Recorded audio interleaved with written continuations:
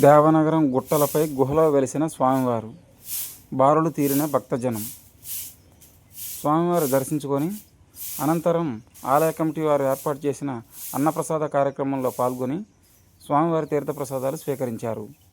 అధిక సంఖ్యలో పాల్గొన్న భక్తులు.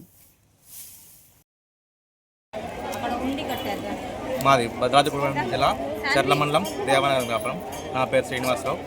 మాది మా గ్రామం ఏర్పాటు చేసుకున్నాక 7 దశాబ్దాల క్రితం ఏర్పాటు చేసుకున్నాక కొండ గృహల్లో మంగళ వాయిద్యాలు వినిపిస్తుండడంతో వెంకటేశ్వర స్వామి వారు ఉంటారని గ్రహించి చర్ల పెద్దలతో ఈ స్వామివారిని ఏర్పాటు చేసుకొని ప్రతి సంవత్సరం పాల్గొన మాసం శుద్ధ పౌర్ణమి కళ్యాణం నిర్వహించడం జరుగుతుంది.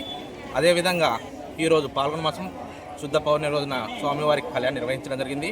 అదేవిధంగా మధ్యాహ్నం అన్నదాన కార్యక్రమం నిర్వహించడం జరుగుతుంది.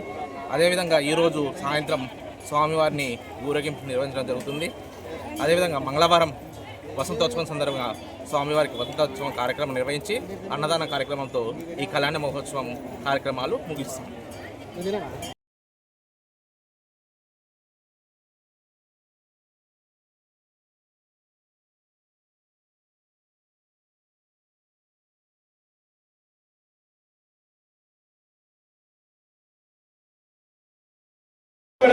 తలంబ్రాలు బియ్యం కూడా ఎవరు కూడా లాక్కోవద్దు.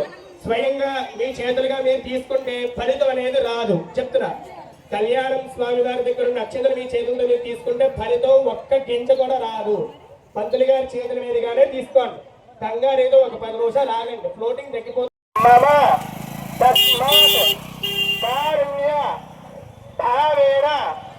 రక్ష రక్ష జనార్దన ఆయుర్దే